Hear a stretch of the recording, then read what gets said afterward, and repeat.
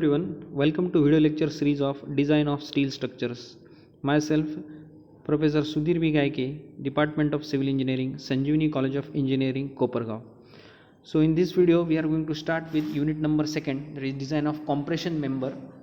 Again, this unit is divided into two parts. Initially, the A part is related with buckling classification, buckling curves, and design of strut members, while your B part is related with design of rolled section compression member, design of built-up column using lacing and battening system.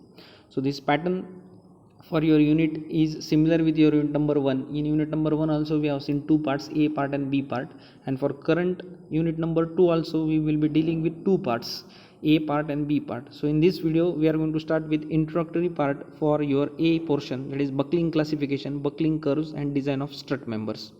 So initially the strut member is nothing but it is a simple form of your compression member. When forces are acting at the ends of member and force are acting towards the body, these applied forces are reducing the length of member. So there will be contraction of the length in the member. Same case we have seen in case of tension member, where the member were getting elongated because of application of force which was applied at the ends, but the force was acting away from the member. So here in the sketch you can understand that for this particular member of length L, two opposite forces are acting towards the body, and because of the application of this compressive force, the member is going to reduce in its length, and that length is given as your delta L value. So reduction in the length is there because of application of compression force. So usually these compression members are failing either because of buckling or because of crushing, and this buckling or crushing failure entirely depends upon the factor, that is length of column. So initially starting with introduction to compression members, members which are subjected to two equal and opposite compressive forces applied at the ends, and the member, it is a straight member supported at end. Usually the member should be a straight member, either it will be a horizontal member, it may be inclined, or it may be a vertical member. In case of your strut members, usually these are horizontal or in some cases inclined member. If you consider example of column, it is a vertical member. So the requirements for ideal compression members, so this is as per assumptions, requirements of ideal compression member, and always these particular assumptions are least possible. Actually in conditions such type of columns are not possible. So in short, it is a hypothetical consideration. So it should be perfectly straight section. Load should act uniformly on the cross section. So on entire cross section your application of load should be uniform, no crookedness. So crookedness is nothing but ununiformity, or there is undulations in your cross section along the length. Again, no imperfection, that is denting along the length for flanges or web portion. And again, load should act axial. So exactly there should be intersection of your CGs along horizontal and vertical axis, and load should act exactly at the intersection of both major and minor axis. Correct? So these are a few of the requirements of ideal compression member. Now classification of compression member, as we have discussed, classification of compression member depends upon the important factor, that is length of the member. So initially column, stanchion or post, this supports your floors or girders, and these are subjected to heavy loading. So example, column in case of your truss or industrial building. Then strut sections, these are small light load and usually adapted for truss members. And one of the important classification is depending upon the failure type, whether it is a long column, short column or intermediate column. So for long column, usually long columns are failing because of buckling, short columns are fail because of your crushing, and intermediate may fail the combination of crushing or yielding. So the factor to calculate the classification whether long or short column or intermediate is based on your slenderness ratio. Correct? So that we'll see.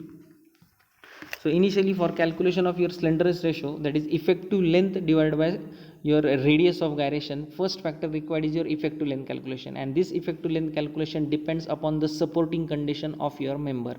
So effective length of compression members, so it is the distance between the points of contral fracture calculated using support end conditions, and it is given by K factor. So this standard K factor is given in table number 10 on page number 45 of your IS 800 2007, and the standard table is provided where your end conditions are mentioned, and for given end conditions rotation and translation at both the ends is mentioned, whether it is free or whether it is restrained. Based on that, this effective length are calculated.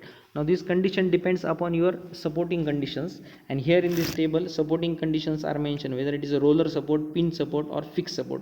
Based on this, these are the capacities of your translation and rotation. So if you consider example of roller support, it is having capacity of translation and rotation, so it is free for translation and rotation. In case of your pin support, it is only free for rotation, therefore it is fixed for your translation. And in case of your third type, that is fixed support, no translation and rotation is possible. In short, you can call it as restrained kind of condition. So based on each end, two conditions they are mentioning. At one end translation and rotation, at other end translation and rotation. Likewise, you need to define all these categories. If you consider example, this last example, here all these conditions are restrained. In short, it is nothing but it is a fixed condition. At both the ends, your support is having neither possibility of translation and rotation, therefore effective length will be calculated using factor 0.65. So likewise, your second condition is fixed and pin, third condition is fixed and roller, fourth is both the conditions are pin, the next pin and roller, and last is one end free. So likewise, your effective length are to be calculated using this table number 10 from page number 45. In your examination, conditions will be mentioned. Based on this condition, first factor you need to calculate, and that is effective length using the table number 10. Now next important parameter to define the compression parameter failure or compression member parameter failure, that is nothing but slenderness ratio, and it is denoted by lambda value. So it is the longer the compression member becomes for the same cross section, greater becomes the tendency to buckle and smaller is the capacity to bear the load. So in the figure you can see that here three cross sections we are mentioning. L1 is the length, then L2 is the length, and L3 is the length. For three sections, same cross section we are adapting, only there is change in the length of column or height of column. So these three particular columns will be having different kinds of failures, and that failure will be, in case of smaller length, that is L1, the failure is going to be crushing. In case of L3 length, the failure is going to be buckling, and for L2 length, the failure is going to be combination of L1 and L3. Likewise, these are the three types based on the length. So the tendency of buckling is measured by its slenderness ratio, and the ratio is the effective length to appropriate radius of gyration. So KL by R value is to be calculated, and it is denoted by lambda value. So lambda is given as effective length divided by radius of gyration, that is given as KL by R factor. Now radius of gyration can be calculated along both the sides, that is two axes of your cross section. It is major axis and minor axis. Therefore, same value I have written in terms of your axis, lambda z and lambda y. So considering effective length along z side and radius of gyration along z side, similarly slenderness ratio along y side. So effective length along y side and slenderness ratio along y side. For this effective length calculation, first important factor you are requiring, that is unsupported length. So L is given as unsupported length. So in the figure you can understand here, unsupported length is mentioned Lx and Ly, and here two different beams I have adapted, beam having depth d1 and beam having depth d2. So your unsupported length will be your total floor to floor height, correct, minus your depth of beam. So here in case of Lx side, lesser depth of beam is there, and for Ly side, greater depth of beam is there. So there will be difference in your unsupported length. So after calculating your unsupported length, multiplying factor you need to calculate, that is K value, based on your table number 10, and you need to determine the effective length of your cross section. Now for calculating the slenderness ratio, it depends upon your minimum moment of inertia. As always, you need to calculate lambda maximum, that is greater slenderness ratio, your R value should be minimum, and in order to calculate minimum slenderness ratio, your I, that is moment of inertia, should be minimum. So in the formula you can see R minimum is calculated as under root of I minimum divided by area. So therefore always lambda maximum is calculated as KL by R minimum. So for a given cross section, radius of gyration may be along horizontal x axis, vertical y axis, or inclined u or v axis. So according to this cross section and buckling of your cross section along the length, you need to consider, and based on that minimum radius of gyration is to be calculated. So for that cases, maximum or limiting slenderness ratios are given in table number 3, page number 20. Now types of buckling, this is the important, some theory questions may be asked on these types of buckling. So buckling is classified either it is a flexural buckling, torsional buckling, or combination of flexural and torsional buckling. So in the given sketch you can understand, for first figure this is your flexural buckling, here in case of your second figure this is your torsional buckling. You can understand the change. Here entire cross section is bent in the center part, so that is flexural buckling because of bending. Here is what, here is twisting of your wall sections or plate sections. Here you can understand that your central web portion is bent and it is elongated, while in case of your flanges sections also bent along the length. So likewise two basic failures are there, and when the length of section is moderate one, there may be chances of flexural as well as torsional buckling, that is the third category. So flexural buckling is also called as your Euler's buckling or elastic behavior. It is the deflection caused by bending or flexure about the axis corresponding to largest slenderness ratio. So largest slenderness ratio is calculated for minimum or least radius of gyration. In case of torsional buckling, it is the twisting of thin wall members rather than bending. So that difference you can understand in both these figures. Here bending is, or thin bending is there in case of individual plates, where here in case of first one entire cross section is bent, correct? And for flexural torsional buckling, members bend and twist simultaneously, and this is occurring only in case of unsymmetrical section. So unsymmetrical section example is nothing but your channel section, T sections, or angle sections. So these are the three types of bucklings. Now buckling classification as per geometry of cross section, this is the important parameter in order to consider your buckling classes. So there are four buckling classes: buckling class A, B, C, D, for which you need to refer the table, and according to that table you are going to classify the type of buckling, correct? So what are the factors that are influencing the buckling classification? So first important factor is shape of cross section. So due to the arrangement of cross section with different elements, same cross section area and slenderness ratio of different members behaves differently. So in the sketches here you can understand that whether it is a circular symmetrical section, square symmetrical section, or unsymmetrical unsymmetrical angle sections or symmetrical eye sections. So in case of your unsymmetrical sections such as your L sections, your buckling behavior is going to change, and which is going to change the class of your section, correct? And in case of symmetrical sections, usually the buckling class is going to remain same. This is the first factor. Now second factor, presence of residual stresses. So as we know, rolled sections are molded by applications of continuous heating and cooling, correct? And continuous molds are rolling, which are generally giving or deforming the shape of your eye sections. So usually because of the width, thickness, or depth of your particular properties, here in case of central web portion you can understand certain red color is shown, and this red color is mentioning the residual stresses which are developed because of cooling, correct? So usually at this particular top flange and bottom flange portion, it is coming in contact with air initially rather than this central web portion. So because of this central web portion, here residual stresses may be there, and because of such kind of residual stresses there may be change in your buckling classification. Now third is effect of bow in the member. So these bows are nothing but imperfections or crookedness in your section, and bows or imperfection are classified along the length, across the length, and along the longitudinal plane. So likewise in case of first type, suppose along the length, suppose there is certain camber or deflection along the length, this is the first type, effect of bow. Second is in case of your cross section, there is bow in your cross section length there may be certain differentiation, and along the cross section there may be certain twisting. So likewise bows may be there, and because of these different kinds of bows or imperfections there may be change in your buckling classification. Then effect of eccentricity of load. So usually if the load is acting exactly axially, your section is going to be symmetrical one. In that cases buckling classification may change. If it is a eccentric load, there may be change in your cross section. So these are the four important factors which are defining your buckling class as per the geometry. Now Euler's buckling curves, and this is adapted only for ideal columns. So Euler's buckling load is given as P equal to pi square EI divided by KL square. That is nothing but E gives a modulus of velocity 2 into 10 raised to 5, I is moment of inertia, and KL is nothing but it is your effective length. But we are knowing that radius of gyration is given as under root of I by A. You can write I equals to, by rearranging the terms, area into R square, correct?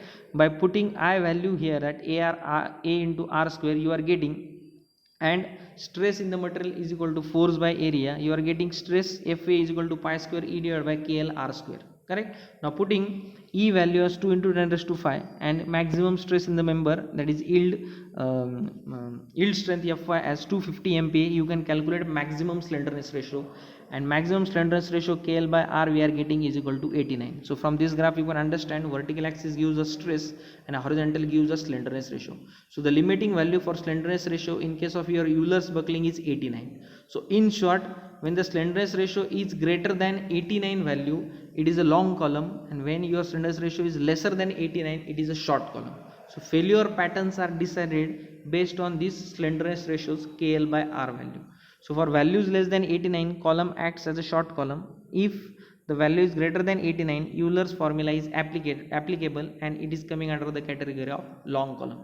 But as these particular buckling curves are applicable only for ideal columns, this cannot applicable on sites or perfectly on the field, because ideal column condition is hypothetical.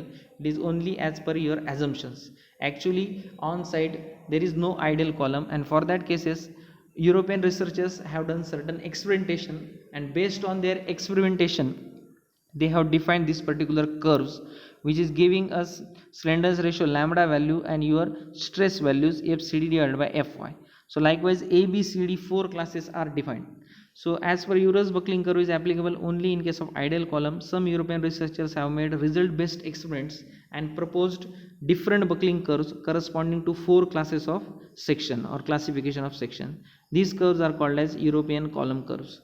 So the design compressive stress for such columns cannot be always Fy value, and it is reduced by certain factor. That factor is generally denoted by chi value, that is in Greek word chi, and it is difficult to quantify, correct. So therefore what they have done, they have given a standard tables according to classification A, B, C, D. Tables are given for calculation of your FCD value, and they are given as 9A, 9B, 9C and 9D on page number 409 IS 800 2007, correct. So this reduction factor chi, here you can understand that formula to calculate FCD is given as Fy divided by gamma m0 partial safety factor into bracket 5 plus into bracket 5 square minus lambda square raised to 0.5, correct. And this entire 1 upon 5 plus 5 square minus lambda square raised to 0.5 is nothing but this is your chi factor, that is stress reduction factor.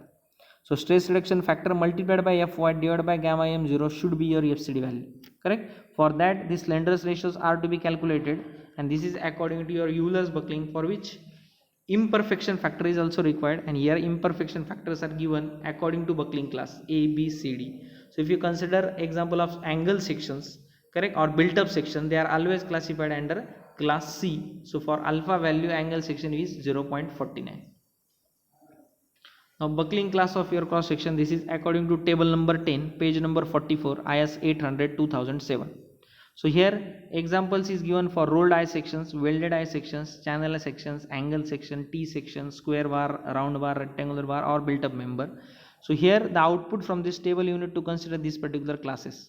So buckling class CC or BC, CD, and these are given according to effective length for particular Z axis or Y axis. So this axis you can understand here, this vertical axis is your Y axis, horizontal axis your Z axis, and axis along the length of member is your X axis.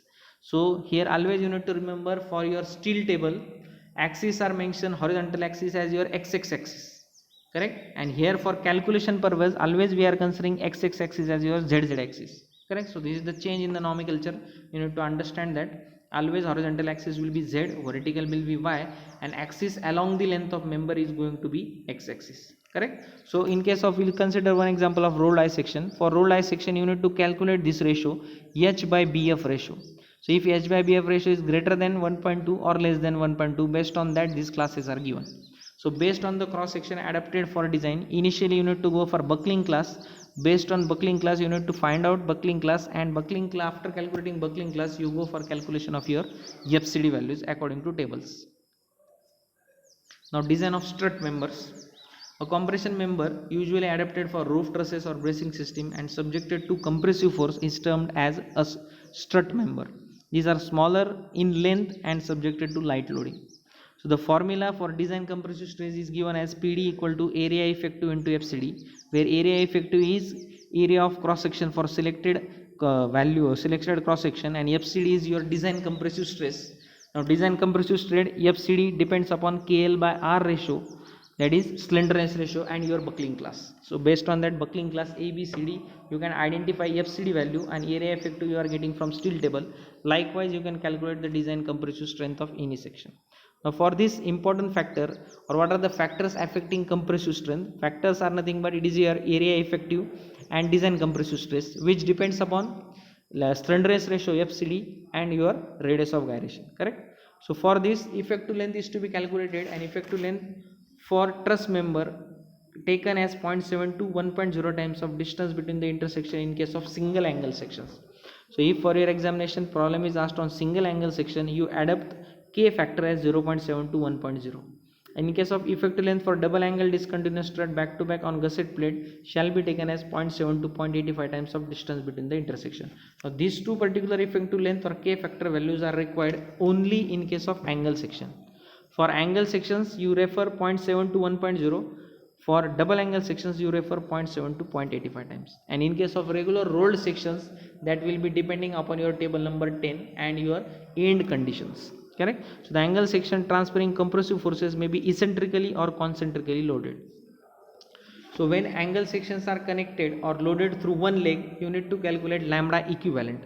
So these are the details for flexural torsional buckling strength of single angle loaded in compression. One of its legs may be evaluated using lambda equivalent value, that is lambda equivalent is equal to given as under root of K1 K2 lambda VV plus K3 lambda phi square. So here K1 K2 K3 are given or based on your number of bolts. So here in the near table values are given K1 K2 K3. When bolts are greater than or equal to 2, the condition is fixed or hinged, and again when bolt is equal to 1, condition is fixed and hinged. So likewise assumption you need to make, and you need to calculate K1 K2 and K3 factor.